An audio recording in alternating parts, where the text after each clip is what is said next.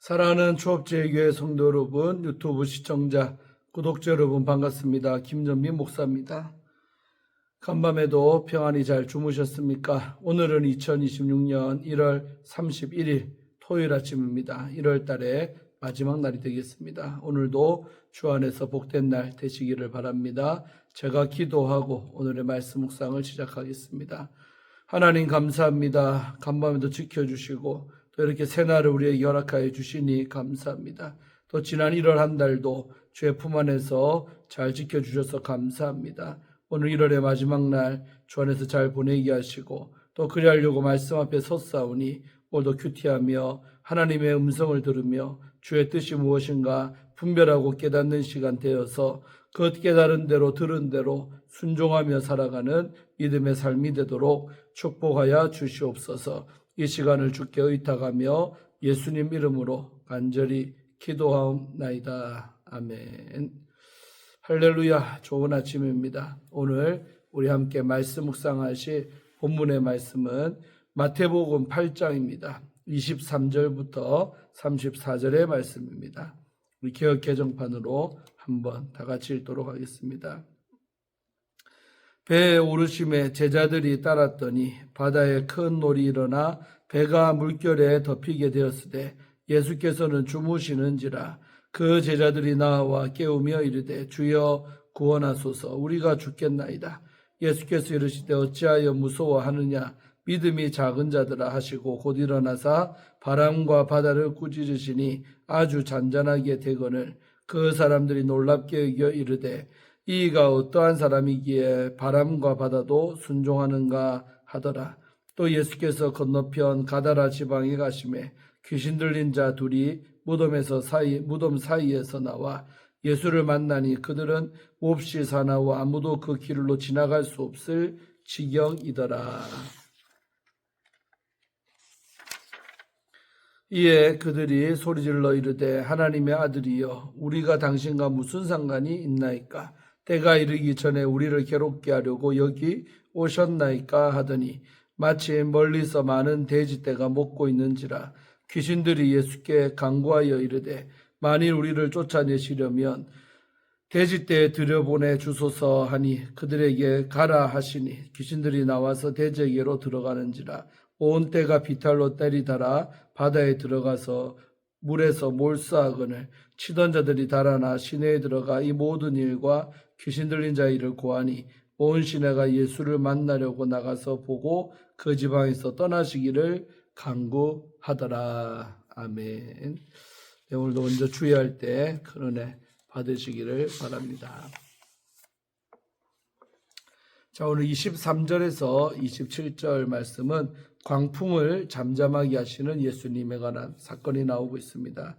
마태는 예수님의 제자들이 배를 탔다가 아니라 그를 따랐다로 표현을 하고 있습니다. 따르다라는 동사는 제자도를 다룬 앞달락과 연결하는 역할을 합니다. 예수님을 따른 제자들은 예수님을 따르지 못한 앞에 두 인물, 서기관과 제자 중 한 명과 대조가 됩니다. 서기관은 어디든지 따라가겠다고 했으나 거침없이 순회하는 예수님의 삶을 따르지를 못합니다. 또 한 제자는 아버지의 장례를 먼저 치르게 해달라고 하고 예수님을 따르지를 못합니다. 그러나 23절의 제자들은 부족한 수준이더라도 예수님을 따랐습니다. 제자들이 예수님과 함께 배를 타고 동쪽으로 가던 중 큰 광풍이 갑자기 몰아쳐 배를 뒤덮었습니다. 24절이죠. 제자들은 주무시는 예수님을 깨우며 살려달라고 25절에 외칩니다. 예수님은 강풍의 위협에도 흔들리지 않는 초월적 존재이십니다. 어떤 것도 예수님을 위협할 수 없기 때문에 예수님은 평안히 계십니다. 제자들은 예수님의 그런 권위를 갖고 계시는 줄을 알지를 못했습니다. 시편 44편 23절과 24절은 주무시는 하나님을 깨우는 장면을 묘사하고 있는데 광풍을 만난 제자들이 예수님을 깨우는 장면과 비슷합니다. 제자들은 예수님을 깨우면서도 그분의 정체를 정확히 알지를 못했습니다. 제자들은 위기 상황에 노인 자녀가 대단한 재력가인 아버지의 능력을 알지 못한 채 자신의 처지에 무관심해 보이는 아버지에게 원망하는 투로 말하는 것과 같습니다. 예수님은 제자들을 믿음이 작은 자들이라며 책망하십니다. 그들과 함께 계시는 예수님이 자연을 통제하시는 분임을 알지 못하기 때문이죠. 제자들의 두려움은 예수님의 정체를 정확히 알지 못한 데서 생겼습니다. 예수님의 정체를 정확히 알지 못해 그분의 능력도 알지 못한 것이 믿음이 작은 상태입니다. 믿음이 작을 때 두려움이 엄습하기 마련입니다. 예수님은 겁에 질린 제자들을 보호하시기 위해 바다를 꾸짖으셨습니다.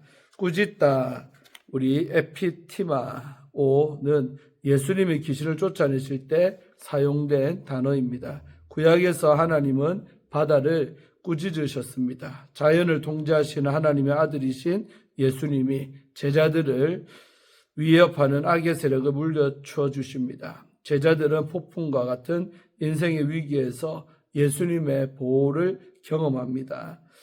예수님은 택한 자들과 함께 하시는 임마누엘이십니다. 임마누엘인 예수님이 배에서 제자 공동체를 보호하신 것처럼 세상 끝까지 제자들과 함께 하십니다. 두려움이 닥칠 때 함께 하시는 예수님, 즉 임마누엘을 믿어야 평안할 수가 있습니다.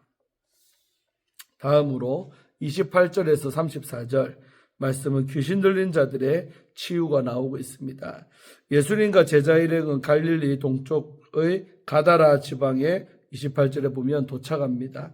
귀신 들린 자 2명이 무덤에서 나와 예수님을 만나러 왔습니다. 이들은 사람들에게 피해를 줄 수 있었기에 마을에서 쫓겨나 무덤으로 사용하는 곳에 살고 있었습니다. 그곳 언덕에는 짐승이나 사람이 들어갈 수가 있고 시체를 안장할 수 있는 작은 동굴들이 많았습니다. 무덤은 부정한 곳이므로 이들은 부정한 자들입니다. 그들이 무덤에서 나와 예수님을 보고 울부짖으며 말하기를 29절에 시작을 합니다. 귀신들은 예수님을 하나님의 아들로 정확히 알고 있었습니다. 사탄의 시험을 이기신 하나님의 아들은 귀신들의 권위를 간결한 명령으로 무너뜨림으로 그들이 장악한 지역에 하늘나라를 확장하실 것입니다. 귀신들은 예수님께 자신들과 무슨 상관이 있는지를 엽죽습니다. 29절의 말씀이죠. 서로 공통점이 없는데 왜 찾아왔느냐는 의미입니다. 귀신들의 표현은 정확합니다. 귀신들은 인간의 존엄을 파괴하는 데 관심이 있고 하나님의 아들은 사탄의 세력에 사로잡힌 사람들을 해방하기 위해 오셨습니다. 귀신들은 또한 심판의 때가 아직 아닌데 왜 지금 오셨는지를 엽죽습니다. 그러나 귀신들의 생각과 달리 지금은 그것들이 쫓겨나 갇혀야 할 때입니다. 여기서 때는 귀신들이 형벌의 장소로 보내지는 최후의 심판의 시간입니다. 하나님의 아들은 사탄의 세력을 무너뜨리고 인간을 해방시키기 위해 오셨습니다. 귀신들이 예수님께 요청하기 전에 마태는 돼지떼가 근처에 먹고 있는 모습을 30절에 보면 묘사하고 있습니다. 돼지는 거룩한 땅 이스라엘에 속할 수 없는 부정한 짐승이었습니다. 예수님은 귀신들과 대화하지 않으십니다. 예수님의 대답이 없자 귀신들은 예수님이 자신들을 심판하러 오신 것을 직감하고는 돼지떼에 들어갈 수 있게 해달라고 허락해달라고 간청을 합니다. 예수님은 귀신들에게 떠나라고 명령하셨고 돼지떼에는 물에서 32절에 보면 몰수하고 맙니다. 돼지들은 악하고 폭력적인 귀신을 견디지 못해서 바다에 다 빠져 죽습니다. 마태는 예수님의 침묵과 한마디 명령을 통해 하나님의 아들의 권능을 강조하고 있습니다. 예수님의 명령은 귀신들의 부탁을 사용하신 것이 아니라 심판하신 것을 의미합니다. 하늘나라의 공격을 받은 사탄의 나라는 무너지고 있습니다. 돼지를 치던 자들이 현장에서 본 것, 즉 귀신 들린 자들에게 일어난 사건을 33절에 보면 도시에 가서 알립니다. 돼지떼 주인들을 비롯한 온 도시 사람들이 예수님을 찾아와서 그 지역을 떠나달라고 간청을 합니다. 생계의 수단인 돼지가 희생됐으므로 경제적인 이유 때문일 것입니다. 즉 그들은 사람들이 치유받은 것보다 대지에 더 우선권을 두었습니다. 본문은 하늘나라의 확장을 경계선을 넘은 것으로 강조를 합니다. 예수님이 갈릴리 바다 건너편으로 가시는 것은 거룩한 유대인의 지역에서 부정한, 예를 들면 귀신들, 또 돼지떼, 무덤, 이방인 지역으로 건너가심을 의미합니다. 하늘나라의 복음은 예수님의 능력으로 거룩한 땅과 부정한 땅의 경계 너머로 확장이 됩니다. 복음은 사탄의 세력에 제어된 사람들이 예수님의 권능으로 해방되는 것이며, 이 복음은 이방 지역으로 확장이 됩니다. 마태는 하나님의 아들이 이방인들을 만나시는 역사적 사건을 통해 앞으로 교회를 통해 하늘나라가 확장될 것을 예고합니다. 이 사건을 목격한 제자들이 확장을 주도할 것입니다. 아멘. 주회는 마치고요. 함께 또 이어서 우리 예수님을 따르는 성도의 믿음이라는 주제를 갖고 함께 은혜 받기를 원합니다. 자, 오늘 본문은 하나님의 아들이신 예수님의 권세와 능력을 보여줍니다. 예수님이 억압받는 자를 자유하게 하시는 구원자이심을 가르쳐 줍니다. 제자들은 주님을 경외하며 신뢰하는 참된 제자의 자리로 부름을 받았습니다. 이 말씀은 예수님의 제자된 성도를 향합니다. 그렇다면 우리는 고난과 두려움 속에서 어떤 믿음을 가져야 할까요? 첫째로, 위기의 순간에도 예수님을 신뢰하는 참된 믿음을 가져야 합니다. 제자들은 예수님의 말씀에 따라 배에 오릅니다. 그런데 바다 한가운데서 갑자기 큰 풍랑을 만납니다. 마치 종말론적이고 영적인 위기처럼 묘사가 됩니다. 제자들은 죽음의 공포에 사로잡혀 예수님께 주여 구원하소서 우리가 죽겠나이다 라고 부르짖습니다. 놀랍게 또 예수님은 폭풍이 몰아치는 상황에 주무시고 계셨습니다. 예수님이 일어나 바다와 바람을 꾸짖으시자 풍랑이 곧 잔잔해집니다. 여기서 꾸짖으셨다는 귀신을 쫓아내실 때도 사용된 단어로 예수님이 자연을 다스릴 뿐만 아니라 악의 세력까지 제압하시는 분임을 보여줍니다.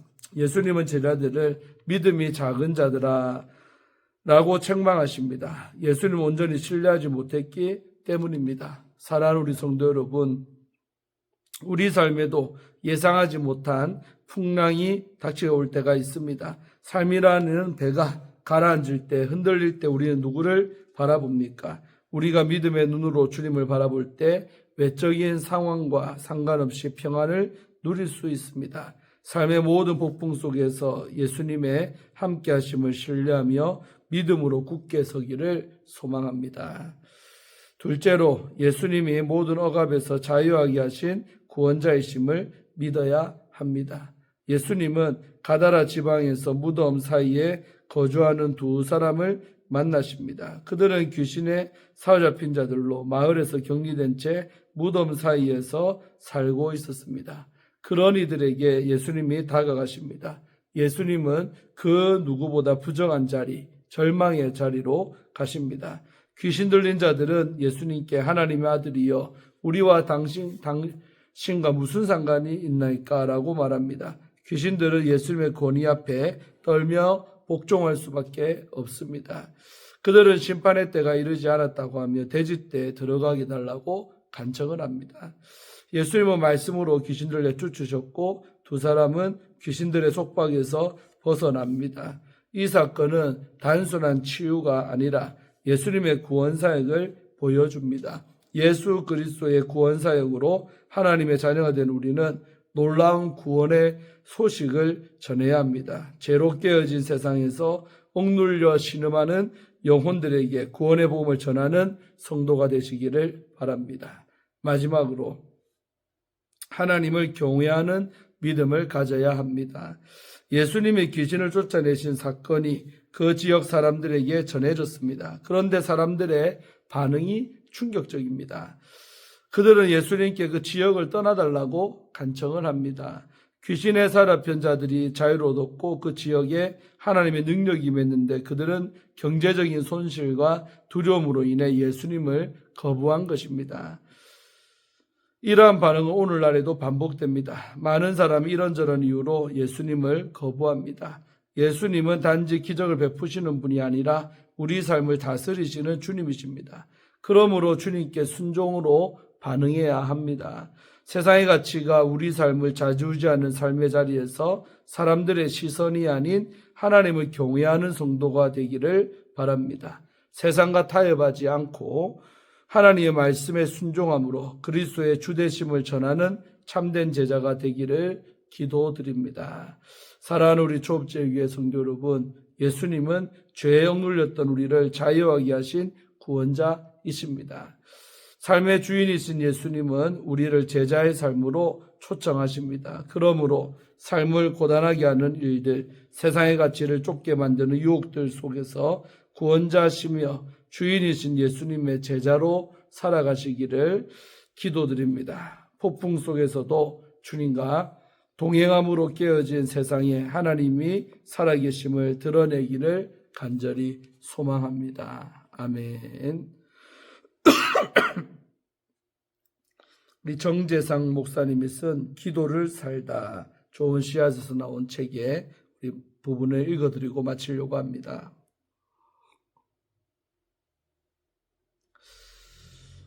능력은 관계에서 나옵니다. 부모가 자식을 사랑하기 때문에 자식을 위해 고생을 감당할 능력이 그들에게서 나옵니다. 자식이 부모를 사랑할 때 부모에게 효도할 능력이 나옵니다.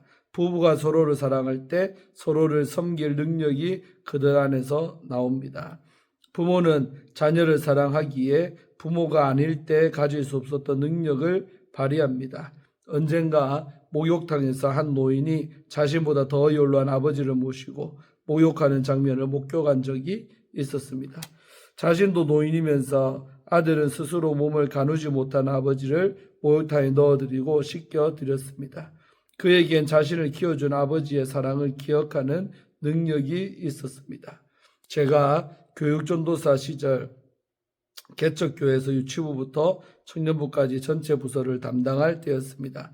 언제나 능력이 부족한 스스로를 자책하며 사역자로서의 한계를 느끼던 어느 날 기도원으로 들어가 2박 3일간 하나님 부족한 제게 능력을 주십시오 하고 기도했을 때 하나님은 다음과 같이 응답을 주셨습니다. 능력은 본래 너에게 있는 것이 아니라 내게 속한 것이란다. 너는 능력을 구했지만 믿음과 겸손을 응답해 주마. 네가 겸손히 나와 관계를 맺고 그 관계 위에서 능력을 구하면 주겠노라. 아멘. 예, 능력보다 귀한 것이 하나님과의 관계라는 것이지요. 사람들은 능력과 어떤 주님으로부터 무언가를 구하지만 주님이 우리에게 원하는 것은 주님 자신과의 나와의 그 관계성이라는 것, 친밀함이라는 것입니다. 그래서 오늘날도 우리가 하나님과 그 친밀한 관계를 유지하는 것이 바로 영성의 핵심입니다. 늘 그 관계를 점검하며 주님과의 친밀성이 떨어지지 않도록 기도하는 우리가 되기를 간절히 바랍니다. 자, 기도하고 오늘의 교태를 마칩니다. 하나님 감사합니다. 오늘도 이 말씀을 통하여 은혜 받게 하시고 정말 하늘 바다를 잔잔케 하시며 또 아버지 하나님 어둠을 물리치시는 그 예수님의 놀라운 능력을 우리가 다시 한번 보면서 정말 내가 주께로부터 무언가를 얻을까라고 기도하기 전에 그분과 더 좋은 관계를 맺도록 친밀한 관계를 맺는 일에 더 애쓸 수 있는 우리 모두가 다 되게 하여 주시옵소서. 우리에게 필요한 것은 능력이 아니라 주님 자체십니다. 주님 자신이 우리에게 계시다면 능력은 언제나 발휘될 줄로 믿습니다. 그 하나님과 늘 신뢰하며 좋은 관계 유지하는 앞으로 우리 남은 여생이 다 될 수 있도록 축복하여 주시옵소서. 감사하고 예수님 이름으로 간절히 기도하옵나이다. 아멘. 할렐루야. 주 안에서 좋은 오늘 토요일 되시기를 바라고 내일 주일도 잘 준비해서 내일 만나도록 하겠습니다. 샬롬.